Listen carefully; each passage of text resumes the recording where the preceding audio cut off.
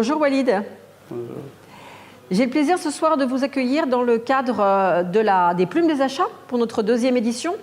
Et je vais avoir un double plaisir ce soir, c'est de vous remettre le prix coup de cœur dans le cadre de votre ouvrage, mais dont je vais vous laisser la traduction française parce que j'avoue honnêtement que j'ai quelques difficultés pour pouvoir le traduire. C'est la conception des réseaux supply chain de création de valeur. Le livre parle d'une démarche de réingénierie des réseaux supply chain.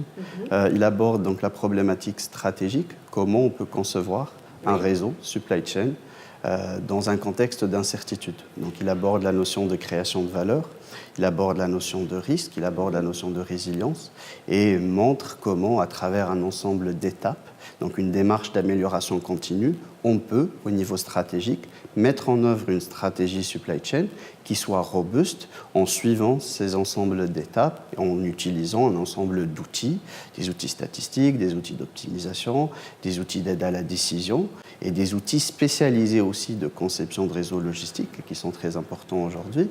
Et ça permet donc d'améliorer la valeur du réseau logistique et de l'entreprise de façon générale et améliore sa compétitivité.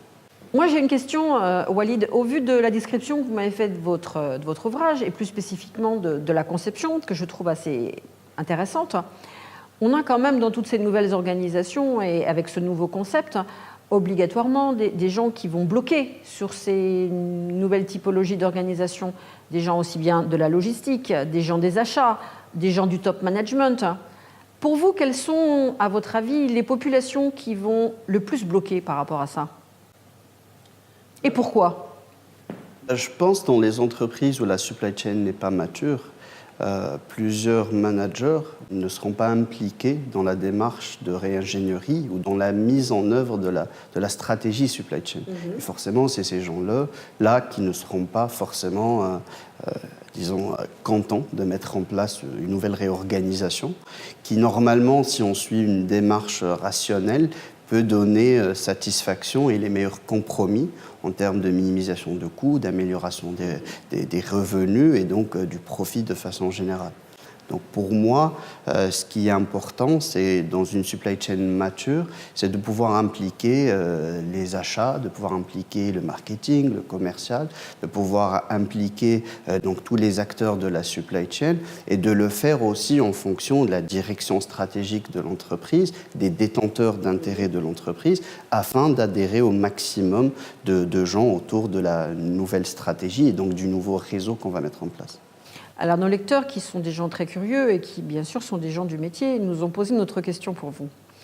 Et cette question, c'est, devant les difficultés qu'on risque de rencontrer dans cette mise en œuvre hautement intéressante qui est la vôtre, c'est quels seraient vos conseils pour la conduite du changement dans cette mise en œuvre ?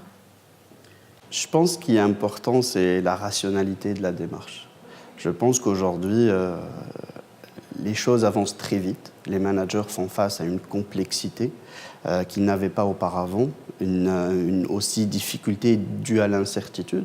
Et ce qui est important, c'est quand on mène ces démarches de façon rationnelle et qu'on soit capable donc, d'utiliser les meilleurs outils existants afin vraiment de montrer que ce genre d'approche stratégique qui a un impact sur le fonctionnement de l'entreprise pour un horizon très long soit forcément fait de la meilleure façon possible. Merci beaucoup, Walid. Merci à vous.